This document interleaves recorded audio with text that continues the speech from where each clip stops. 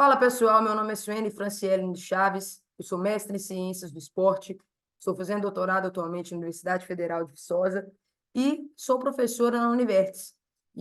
Nessa sequência de vídeos nós vamos ver alguns conceitos sobre fisiologia humana. Vejam bem, a minha intenção aqui não é substituir o seu estudo pelo livro, como se faziam os maias, os incas, os astecas, não. A questão aqui é para você que é um pouquinho mais audiovisual, tem um pouquinho de dificuldade de prestar atenção durante todo o conteúdo da aula, você ter um material de apoio aí do lado da sua casa, do lado do que você chama de conforto, né? Ter um pouquinho desse material de apoio também, ou seja, uma aula gravada para poder consultar. E hoje, como a gente está falando de fisiologia humana, nós vamos ir lá do comecinho, ou seja, vamos pegar a introdução da fisiologia humana para poder seguir essa toada que será ao longo desse conjunto de videoaulas, beleza? Então vamos lá. Vejam bem essa tirinha aqui. Malu, descobriu o exercício perfeito para mim. Prancha. É só deitar assim e não fazer nada, não se mexer. Uhum. Não era para ficar sem se mexer? Tremer pode. Ou seja, quando você vê essa situação aqui, você consegue responder, você consegue explicar por que que ele está tremendo durante o exercício? O que que acontece com a musculatura dele de forma fisiológica? Não estou nem falando da parte de aprendizagem motora, não, tá? O que que acontece da parte fisiológica que gera essa tremedeira da musculatura? Vou te trazer um outro caso também interessante. Esse caso aqui de Jimmy. Jimmy tinha acabado de sair de sua primeira aula de fisiologia quando viu a mensagem de texto de sua mãe. Ligue para mim, por favor. Preciso perguntar uma coisa. Como a sua mãe dificilmente mandava mensagens de texto, Jimmy pensou que era algo importante. Oi, mãe. O que houve? Ó, Jimmy, eu não sei o que fazer. Eu fui ao médico hoje pela manhã e ele disse que eu preciso usar insulina. Mas eu não quero fazer isso. Meu tipo de diabetes não precisa de insulina. Eu acho que ele só está tentando me fazer ir mais vezes ao consultório a usar insulina. Você não acha que estou certa? Jimmy parou por um instante. Eu não sei, mãe. Provavelmente ele só está tentando fazer o melhor para você. Você não lhe perguntou isso? Bem, eu tentei, mas ele estava sem tempo para conversar. Você está estudando essas coisas. Você não pode dar uma olhada e descobrir se eu realmente preciso de insulina? Eu acho que sim. Vou ver o que posso fazer. Jim desligou o telefone e pensou: e agora? E agora, você que está assistindo essa aula? Você consegue responder, mediante as informações que trazem esse texto, se a mãe de Jimmy precisa realmente usar insulina? Aquele tipo de insulina que ele falou? Pois bem, é isso que a gente vai ver na anatomia. Aqui hoje, a gente pretende definir o conceito de fisiologia, peço perdão, acabei falando errado anteriormente, o conceito de fisiologia, o que é a fisiologia, quais são os níveis organizacionais do nosso corpo, nós vamos entender que nós temos alguns níveis organizacionais, quais são eles. Vamos ver também o conceito de homeostasia, ter uma definição desse conceito. E vamos entender quais são os mecanismos de feedback que o nosso corpo atua e por que eles são importantes. Então, se a gente pensar em fisiologia, do termo do physis quer dizer natureza, e logia quer dizer palavra, estudo. Logo, é o estudo da natureza. E se a gente pensar de uma forma mais abrangente ainda, nós estamos dizendo que existem algumas matérias que estão relacionadas ao estudo da fisiologia, que são elas a biologia, conceitos bioquímicos, físicos e mecânicos. Todos esses conceitos vão se interrelacionar na fisiologia.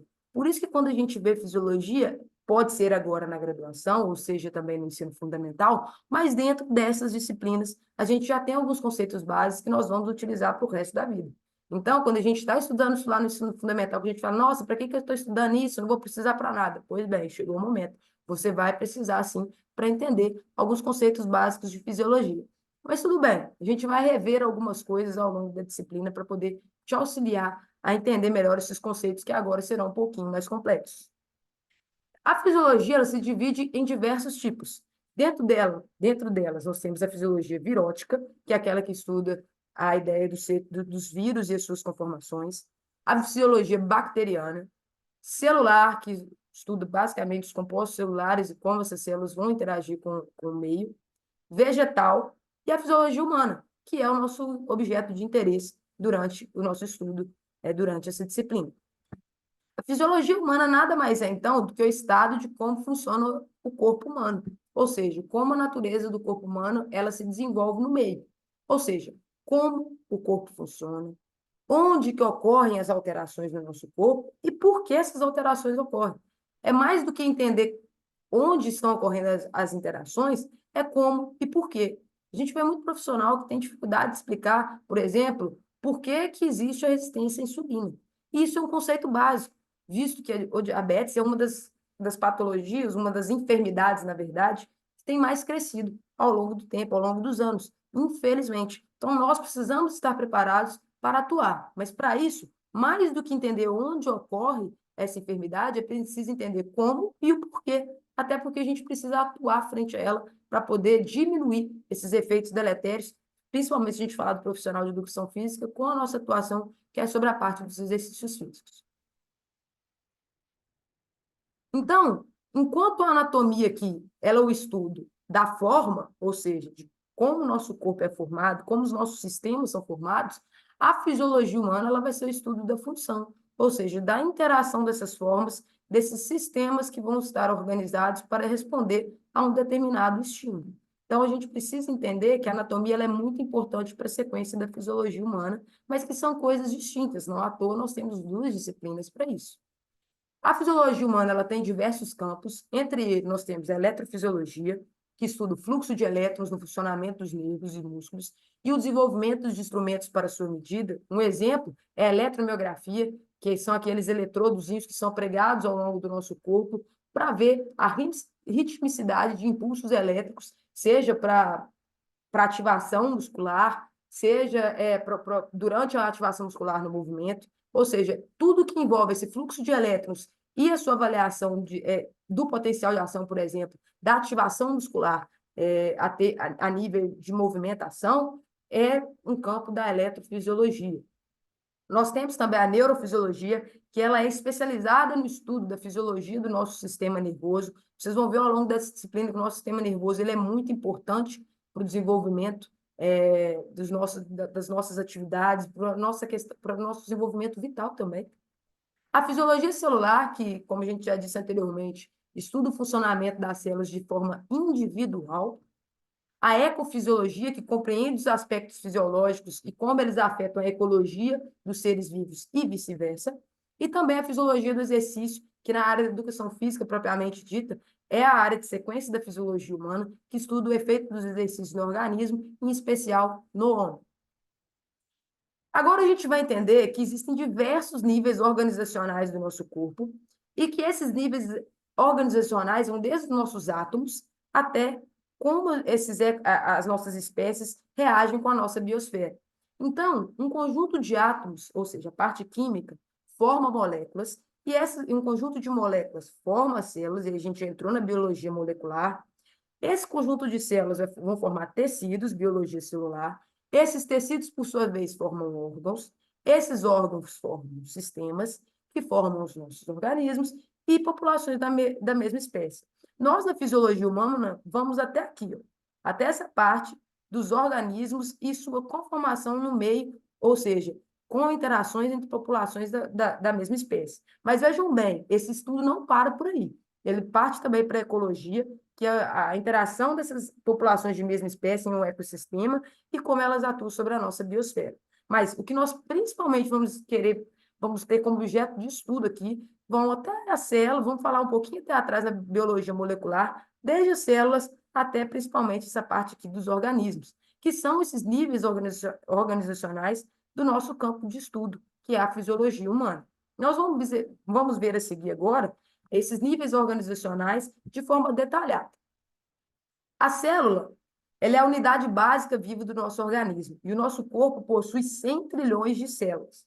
Na próxima aula, nós vamos ver principalmente quais são os compostos que formam essas células, quais são as funções desses compostos, porque isso nós vamos ver ao longo de toda a disciplina, seja durante o sistema muscular, seja durante o sistema urinário, ou seja, durante todos esses momentos, nós vamos precisar entender como que esses compartimentos, como que esses compostos celulares alteram as funções do nosso corpo, mediante as necessidades de cada um desses sistemas.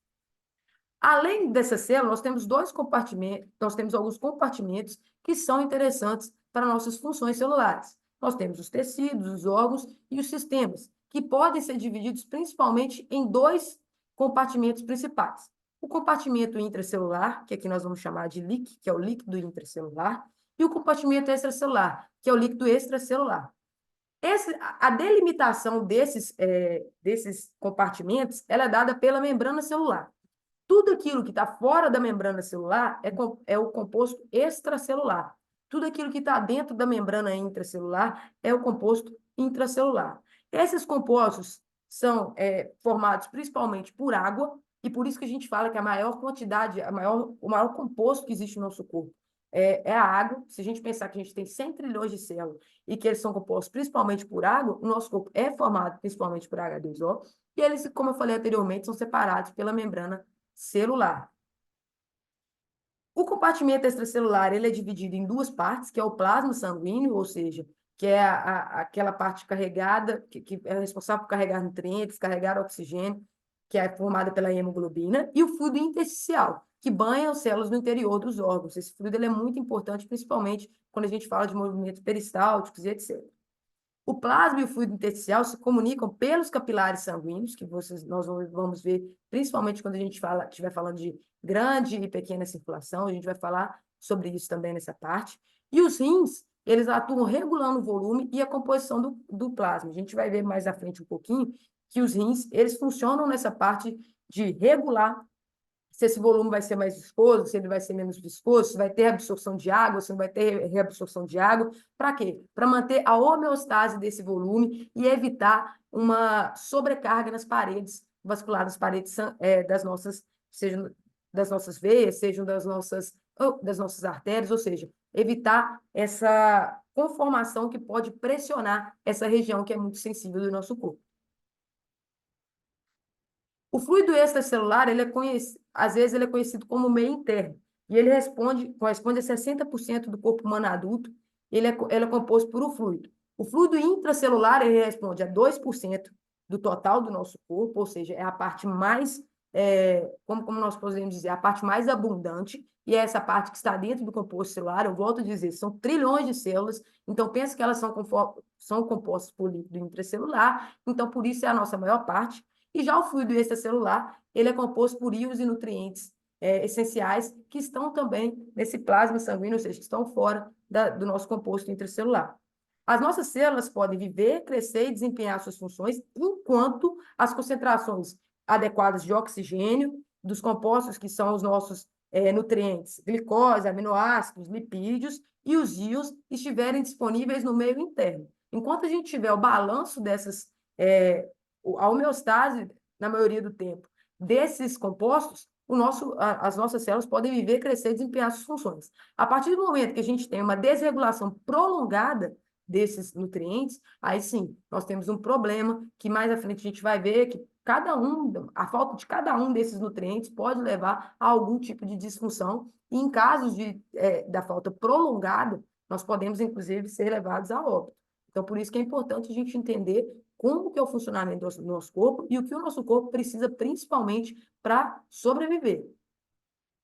A origem dos nutrientes no fluido extracelular, ela pode ser de duas formas. Pode ser pelo sistema respiratório, ou seja, o sangue ele vai capturar nos alvéolos o oxigênio necessário para as células e vai carregar até os locais que são necessários para o nosso corpo. E pode também, por meio do trato gastrointestinal, uma vez que o sangue flui por essa parte, ele pode carregar os nutrientes, que podem ser, como a gente já viu, os carboidratos, os ácidos graxos e aminoácidos, que são ingeridos pelo alimento, absorvidos do fluido extracelular, e lá na célula eles podem ser, ou no fígado, enfim, a depender de qual nutriente a gente está falando, ser convertido em energia, em outros substratos que vão ser utilizados para conversão de energia, tá bom? E esses, como a gente já viu, tanto o oxigênio quanto esses nutrientes, esses substratos, eles são necessários para que o nosso corpo mantenha as funções básicas. Além disso, a remoção dos produtos finais no metabolismo, eles também são feitos por meio do CO2 pelos pulmões, que, mais uma vez, é por meio do sangue, que capta o O2 e libera CO2 pelos pulmões. Nós também temos a remoção de alguns coprodutos, como, por exemplo, da contração muscular, que é feita também, que é carreada pelo sangue, pelo composto sanguíneo, ou seja, o sangue é uma das partes mais importantes do nosso corpo para carregar esses nutrientes, seja para levar ou para retirar os produtos finais do metabolismo. E os rins também, eles são responsáveis pela filtragem desse sangue e remover do plasma a maior parte de outras substâncias que não são necessárias, produtos finais do metabolismo, ou seja, a ureia, o ácido úrico, os excessos de água e etc.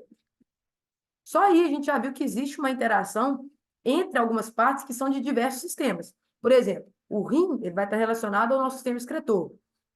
O sangue vai estar relacionado ao nosso sistema respiratório e circulatório. Ou seja, só aí a gente já viu a integração de algumas coisas que a gente vai ver mais detalhadamente durante a disciplina.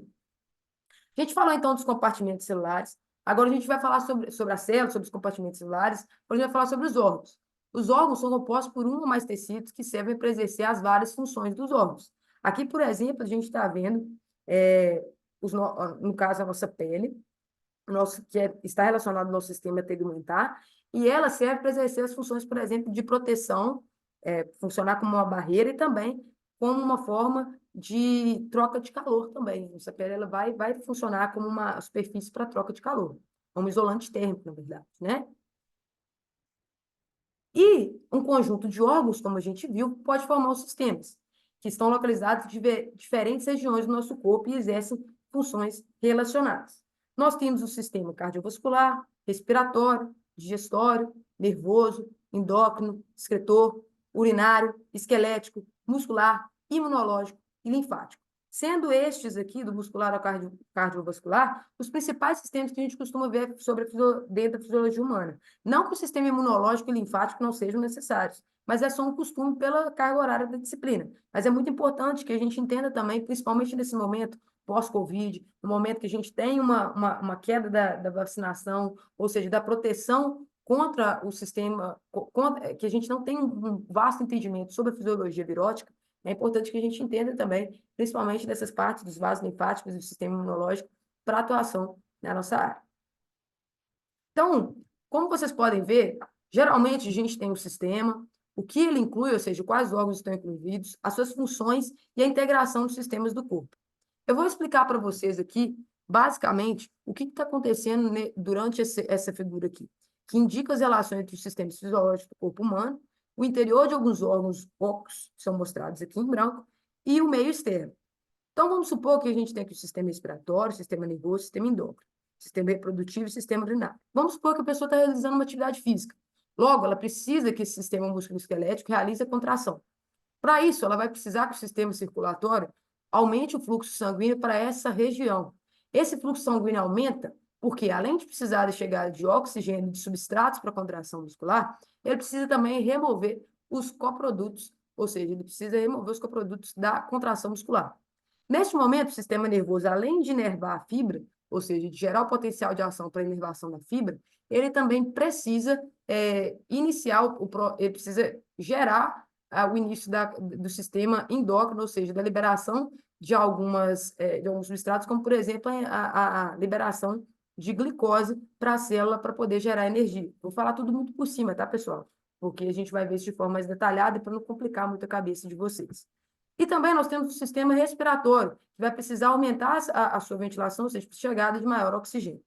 Nesse momento, o nosso sistema urinário, se essa atividade for prolongada, ele vai precisar, por meio dos rins, filtrar a água para que esse sangue não fique muito viscoso, porque nós vamos fazer uma troca de calor por meio do suor, ou seja, ele vai precisar talvez reabsorver, principalmente se essa hidratação não for executada da melhor maneira durante o exercício. Enquanto isso, o nosso sistema digestório, ele vai reduzir a sua atividade, porque ele vai redistribuir o fluxo sanguíneo daqui para as áreas que estão em movimento. E logo, o nosso sistema tegumentar também, ele vai proteger o nosso corpo de substâncias estranhas e vai propiciar a troca de calor por meio do suor, ou seja, pela pele, que tem essas vesículas ali próximas que vão liberar vão liberar o composto do nosso suor para poder realizar a troca de temperatura do nosso corpo e evitar um superaquecimento. Olha só quantas coisas estão acontecendo ao mesmo tempo durante uma corrida, por exemplo, uma atividade aeróbica. Isso tudo explicado muito por cima, de uma forma muito grosseira. Isso tudo a gente tem a alternar, vamos falar, até ao mesmo tempo. Nós temos a aplicação de diversos órgãos integrados, de diversos sistemas, que têm diversas funções para a realização do nosso corpo. para a realização da atividade de uma forma que ele não atrapalhe, que ele não leve a uma disfunção que seja deletéria para o nosso corpo. Se a gente pensar só no sistema circulatório, a gente falou sobre a transporte de substâncias entre todas as células, que é o oxigênio, os substratos, e ele envolve corações, vasos sanguíneos e o sangue. Só que não é algo tão simples assim. Quando a gente vê o sistema circulatório, nós vamos entender como cada uma dessas estruturas estão integradas durante determinado tipo de atividade. Se a gente falou do sistema circulatório anteriormente, a gente precisa entender que uma das principais funções é o transporte do líquido extracelular, e isso acontece em duas etapas: o movimento do sangue para o nosso corpo todo, ou seja, dos vasos sanguíneos, e o movimento de líquidos entre capilares sanguíneos e células. Aqui tem uma representação do sangue que contém o oxigênio, a sua alteração, para o sangue que possui CO2 e sua remoção. Já o sistema tegumentar, ele é responsável, como a gente falou anteriormente, pela troca, né, do nosso composto de temperatura corporal, ou seja, pela regulação da temperatura corporal, proteção, eliminação de alguns resíduos e detecção de sensações, ou seja, ele está relacionado ao nosso feedback esteroceptivo, a sensação do tato, por exemplo. Já o nosso sistema respiratório, cada vez que passa pelo corpo sangue, ele também passa pelos pulmões, a gente viu lá, principalmente na parte da pequena circulação. Então, esse sangue capta o O2 nos alvéolos, adquirindo dessa forma o oxigênio necessário pelas células para redistribuição pelo nosso corpo. E ele também faz a remoção do carbono, como a gente já viu anteriormente na parte da circulação. O nosso sistema digestório, ele está relacionado à ingestão de alimentos, absorção de nutrientes e o nosso líquido extracelular, ou seja, a levar esses nutrientes para as partes que são necessárias para a manutenção da atividade. Nós temos o sistema músculo-esquelético, que ele envolve as funções de locomoção, sustentação do nosso corpo, e também, atualmente, a gente já descobriu que ele atua também como sistema endócrino, sendo que algumas das nossas miocinas, das citocinas, que ao serem produzidas na parte muscular são conhecidas como miocinas, elas também ajudam a regular de forma endócrina o nosso corpo e também atuam sobre o nosso sistema imune. O nosso sistema renal, ele é responsável tanto pela remoção de substâncias que não são necessárias à nossa célula, pelo plasma sanguíneo, como a reabsorção de substâncias que são necessárias para o nosso corpo. A gente citou, por exemplo, aqui na aula, eu citei, por exemplo, para vocês, a reabsorção de água durante o momento em que nós não estamos no estado hidratado. Já o sistema nervoso, que pode ser dividido em sistema nervoso central e sistema nervoso periférico, ele é relacionado ele possui a parte sensorial de entrada, a parte integrativa e a parte motora de saída.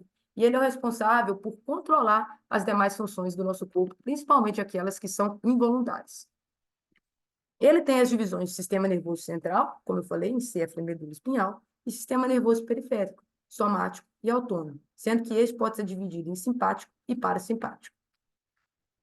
Já o sistema endócrino, ele é composto por glândulas, hormônios, que são carreados pelo líquido extracelular e realizam funções metabólicas do nosso corpo.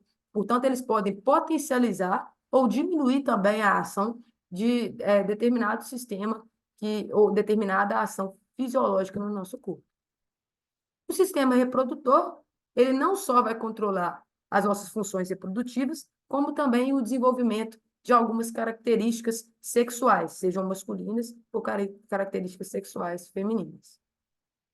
Então, vocês viram que nós temos diversos sistemas, os quais incluem diversos órgãos que apresentam funções representativas e integram o sistema do nosso corpo, ou seja, que vão estar integrados durante uma determinada ação.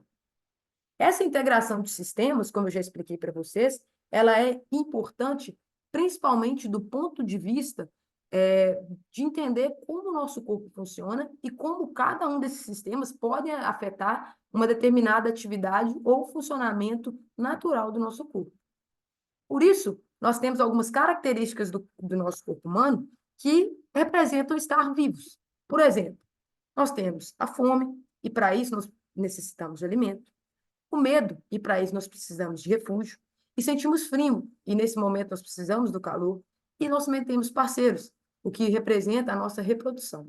Mas para que tudo isso ocorra, para que a gente sinta cada uma dessas funções, dessas necessidades de alimento, refúgio, calor e reprodução, é preciso que o nosso corpo quebre um estado que a gente chama de homeostase.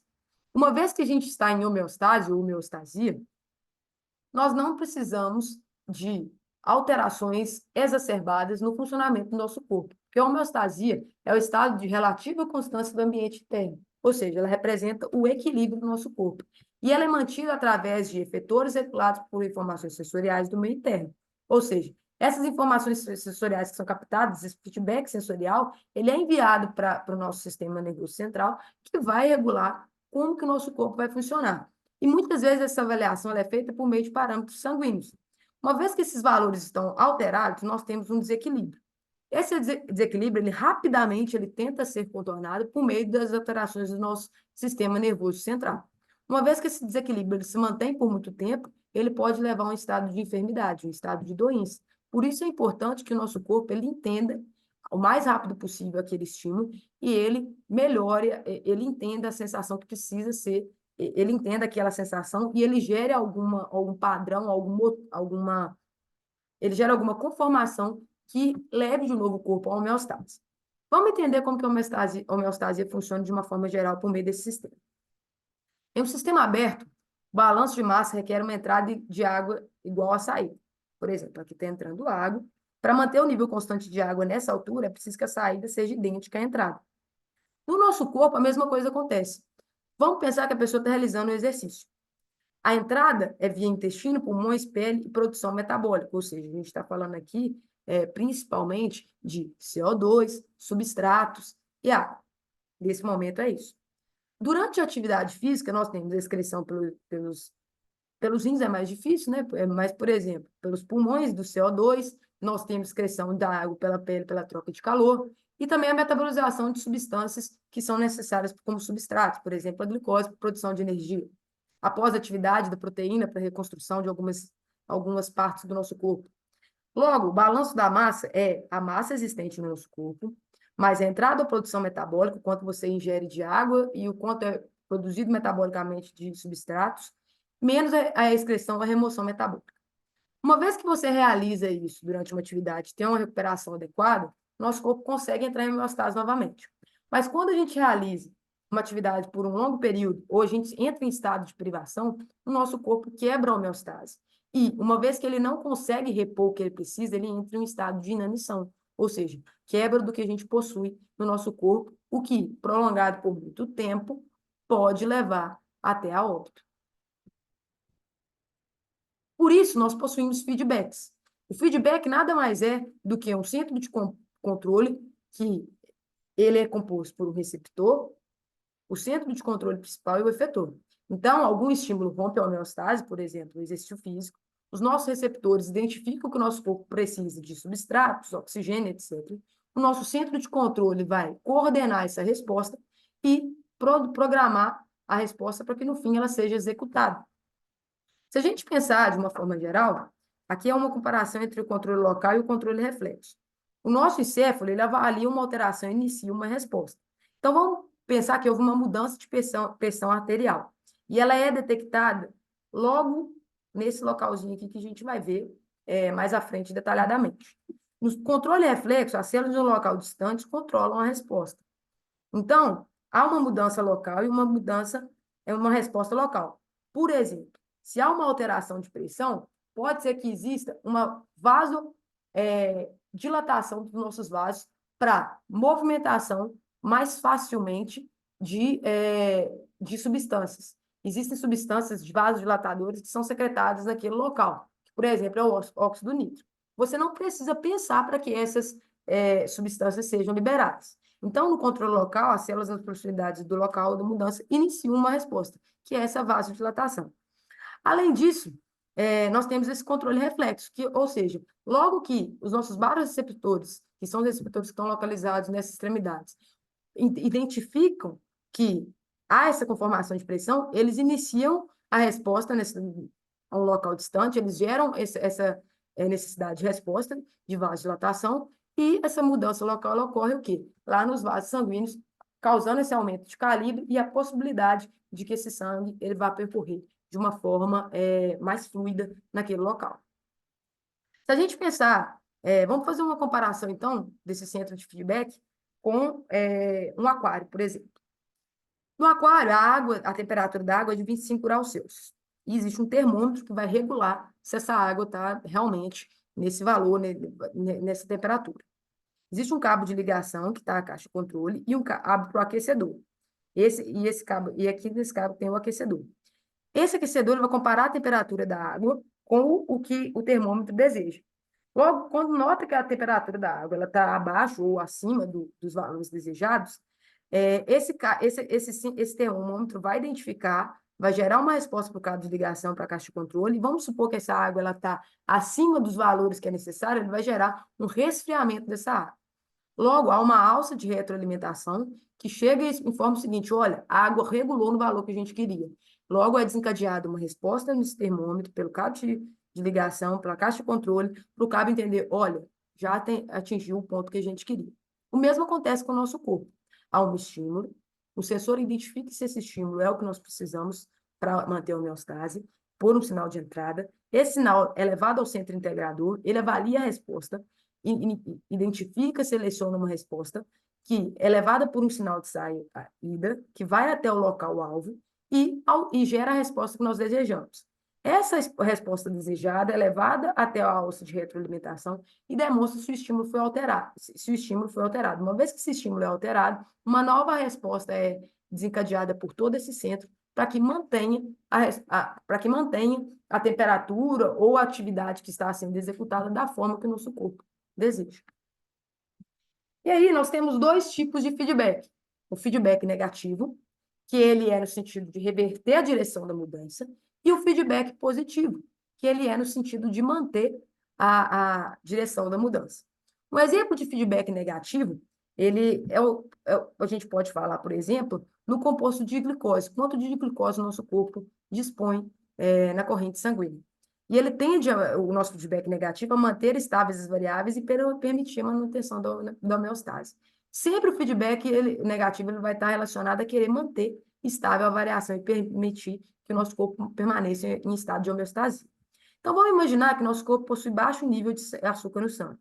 Logo, o nosso sistema vai fazer o quê? Opa, vou liberar glucagon para que lá no pâncreas seja quebrada a molécula portanto, produza a quebra do glicogênio e produz a glicose para ser liberado o açúcar no sangue. Ou seja, eu tenho baixo conteúdo de glicose e eu vou, por meio do glucagon, gerar a quebra do glicogênio para que essa glicose seja disposta no nosso sangue, então aumente os níveis de glicose. Então, era baixo, eu quero aumentar.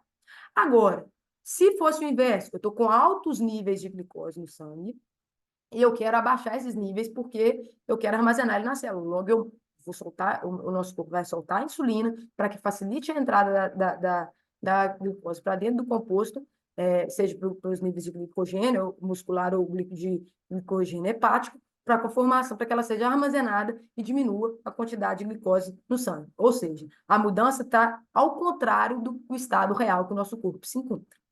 Já o feedback positivo, ele quer manter a direção da mudança. E uma vez que ele não é controlado, ele pode ser muito perigoso, salvo algumas exceções. Por exemplo, no caso do trabalho de parto, nós temos um exemplo de feedback positivo. Ou seja, inicia as contrações intrauterinas, certo? Há um estiramento da cervix, na verdade, no início do trabalho de parto. Esse estiramento, ele estimula a liberação de ocitocina. E a ocitocina causa as contrações uterinas cada vez mais fortes, que vão empurrar o bebê contra a cervix. E ao empurrar o bebê contra a cervix, aumenta ainda mais esse estiramento da cervix. E esse feedback, ele ocorre até que exista o nascimento do bebê, que vai interromper o ciclo dessas contrações uterinas. O interessante é que isso cesse, porque se não cessar, essas contrações uterinas podem gerar, por exemplo, uma hemorragia muito grande no nosso corpo. Portanto, a partir do momento que há o nascimento do bebê, essas contrações cessam e é o que permite que os médicos, ou seja, que todo mundo está envolvido naquele processo, possa cessar esse processo do parto da mulher. Outros exemplos de controle homeostático. A gente pode falar sobre a pressão arterial, que a gente começou anteriormente, que é a questão da vasodilatação, para diminuir a pressão arterial, que está elevada, e também o controle da temperatura, uma vez que nós temos os processos de resfriamento, a vasodilatação sanguínea, a redistribuição sanguínea para as áreas periféricas, ou seja, a temperatura está aumentando, um exemplo de feedback negativo. A temperatura está aumentando, então a gente redistribui o sangue para as periferias e consegue trocar calor com o ambiente por meio dos processos de resfriamento, seja por evaporação, condução ou convecção. Certo? A gente falou também sobre a questão do controle homeostático por meio da glicose e do glicogênio, seja pela alta taxa de glicose com a insulina ou pela baixa taxa de glicose pelo glucagon. E tudo isso envolve a relação do nosso sistema hormonal e com o nosso fígado, também o nosso sistema de armazenar, o nosso armazenamento dessas substâncias no nosso corpo. Beleza? Aí, se você quiser treinar em casa, eu acho interessante, eu vou deixar aqui para vocês uma ideia de mapas. É importante que você selecione os termos, os conceitos que você irá mapear, decida por onde você quer começar a mapear e crie uma hierarquia entre esses termos, tá? O que é mais importante, o que é menos importante. Aqui vocês têm um exemplo, só parar um pouquinho esse vídeo aí e vocês vão entender, por exemplo, como que é composto um sanduíche, os compostos externos, os recheios, e aí tem as diversas questões dessa figura. Então, esse é um mapa desses processos. Vocês podem criar mapas de processos, tanto dos níveis organizacionais, como as subdivisões da fisiologia humana. Acho que é importante, né, definir esses principais conceitos. E então é só você dar um pause nesse vídeo aí e tentar construir de acordo com a nossa aula para que você possa sintetizar um pouco mais os nossos conteúdos, beleza? Na nossa próxima aula, eu pretendo que a gente aborde os transportes através de membrana, difusão simples, difusão facilitada, que a gente também fale um pouquinho sobre os compartimentos celulares, para que vocês não passem aperto com isso durante a disciplina. E eu agradeço muito vocês que ficaram até aqui, tá bom? Aqui as referências bibliográficas. Se você tiver qualquer dúvida, joga aí nos comentários, vamos conversar um pouquinho. Se eu tiver errado alguma coisa durante o vídeo, porque é muito conteúdo, eu peço vocês que possam também comentar aqui embaixo para que as próximas pessoas possam entender que foi, às vezes, um erro só de nomenclatura que acontece durante o vídeo, mas pode comentar, vai ser muito bom para a construção do nosso conteúdo aqui. Bacana? Então, um beijo no coração de vocês e até a próxima aula aí.